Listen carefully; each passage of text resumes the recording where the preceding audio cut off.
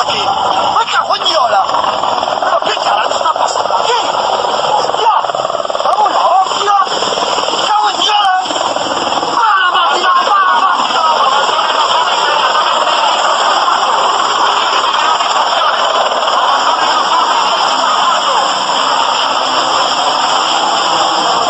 ¿Qué carajo pasa?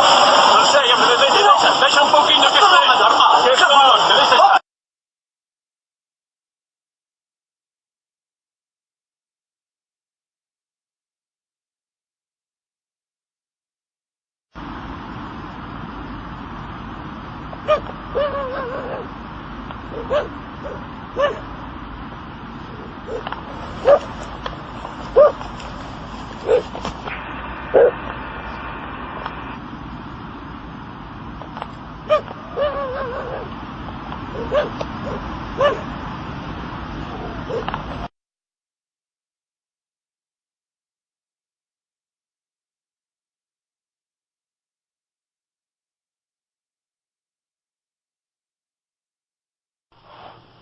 NASA Stereo Image Center with the two satellite cameras going around the sun week about the 19th of January 2010 to the 26th of January 2010. At that point you see the images start to get more grainy and pixelated as the sort of cover-up job begins. Big ships orbiting the sun. You can see one on the north pole of the sun. It's a huge thing. You can't argue that that's pixel junk or compression artifacts or whatever. It quite clearly is a big ship, and it must be 10 times the size of the Earth, size of Jupiter maybe, or huge thing. And maybe ships that travel through the sun, because we've got them travelling in and out of the sun, going to warp through the star's heart and stuff like that. You might find that that ship has come from another part of the universe where the atoms are much bigger. So maybe perhaps that something that size is maybe not really that size when it's downscales. It's maybe soaking up the sun's rays at the moment, taking on board its photons and energies, and is starting to sort of shrink. You know, you might find that these ships are there around the sun's orbit normalizing, so they get their atomic ratios back for this part of the universe. Mind you, that might not be the case. It might be that there are just massive machine civilizations living out in planet-sized space stations just like that one. I mean, it's huge. It's quite obviously not a comet or something. You can see the metallic design. You can see the design on it. It's like it's like a burger, in fact, isn't it? It's like a McDonald's burger or a Burger King Whopper, something like that. So a flying Burger King has just turned up, and the sun has been covered in this kind of stuff. I mean, people are making images out of it that they're all kind of lens artifacts, and you see all the usual spooks and intel agents are all making crunchy images. But I mean, that you look at that is absolutely not. You look at that, you know that is not a pixel artifact. It's quite clearly got structure. It's quite clearly got nothing to do with it. It's not a rock, and it's huge. What is it? It's a massive ship. As I say, it maybe is soaking up the sun's rays so it can shrink back down to normal size, but don't know. I mean, it's just a big thing. Look at it. That is, you can see it's designed.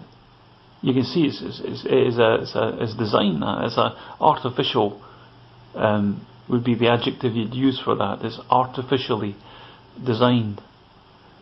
Now, elsewhere on the sun, this is about the 25th of January 2010. There's this, it looks like a sort of blue bottle just sort of sitting there, a housefly.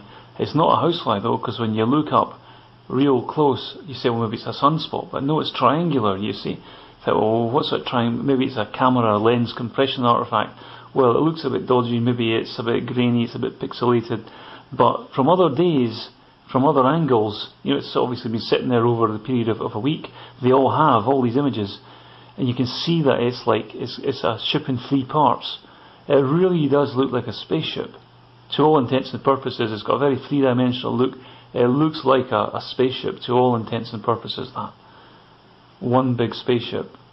Now, that makes, in this collection that I've got, there are 3 big spaceships, but, and other photographs that I cannot access because NASA have now taken them off or made them inaccessible, there are others. And people have been picking these up. But these are the few that I think couldn't be brushed off.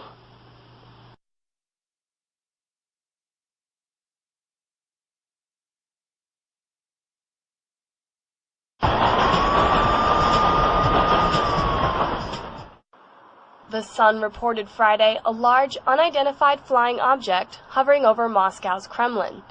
According to the Sun, witnesses said the pyramid-shaped object could be as big as a mile wide. And while Russian reports have ruled out UFO speculation, the Sun says the police have refused to comment and aerospace experts are stumped. This is Lauren McCaffrey for NYPost.com.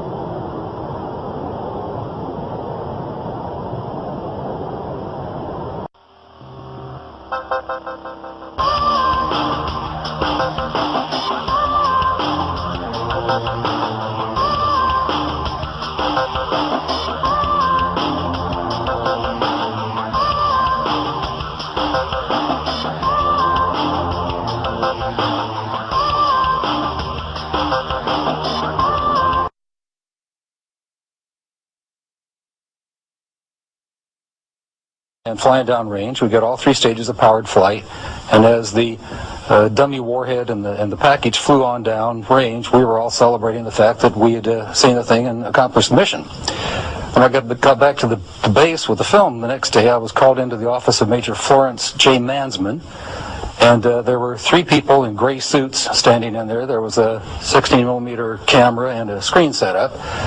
Major Mansman said, "Lieutenant, sit down and watch this." And he turned down the lights, turned on the camera, on the projector, and the film came on. And I recognized it as the film that we'd shot at Big Sur the previous day. Toward the end of the flight, I was looking at Major Mansman saying, "Pretty good stuff, huh, sir?" And suddenly he said, "Just watch this." And as I watched, the warhead, the dummy warhead, the chaff that was put out in front of it as a decoy to deflect the Russian anti-missile tracking radar, everything was flying along, and suddenly, in the same direction this stuff was flying at about 8,000 miles an hour, an object came into the frame, shot a beam of light at the warhead, flew up to the top, shot another beam of light at the warhead, flew around the direction it was flying, shot another beam of light at the warhead, flew down, shot another beam of light at the warhead, and flew out the same way it came in. Well, I don't see. Why didn't you see this when you were shooting it? Well, it was 600 to 800 miles away from us. Oh, I got you. They confiscated. Well, first of all, the Major Mansman said to me, "What was that? Were you guys screwing around up there?" I said, "No, sir." And he said, "Then tell me what that was." And I said, "We got a UFO." And he said, "Lieutenant, you are never to speak of this again. As far as you're concerned, this didn't happen." Hold on, guys. I'll be right back. I got to take a break. Okay, that's weird. You think there's a national defense plan for aliens? Sounds crazy. We'll ask about that next.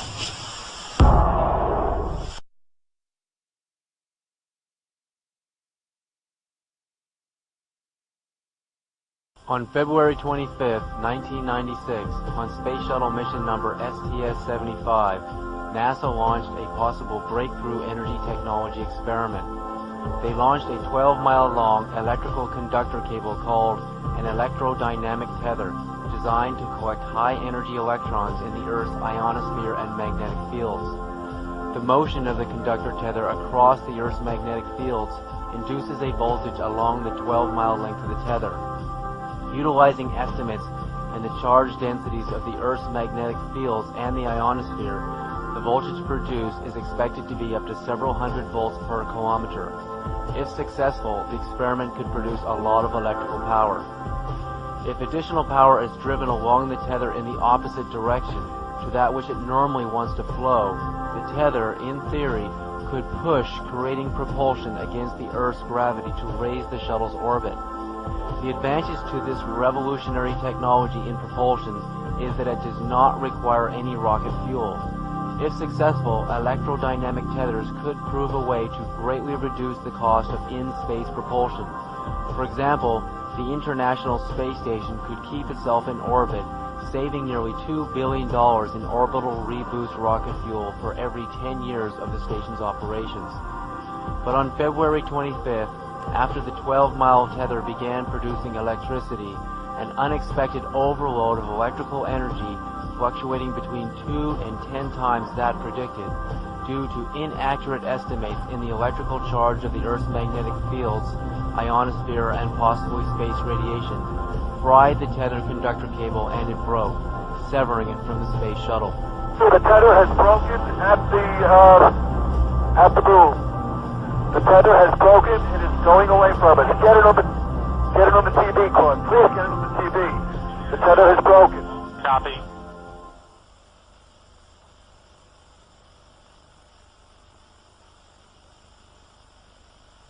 Columbia and the satellite now 77 nautical miles apart. Again, that call reporting that the crew can see the tether and see the satellite. That it's beautiful.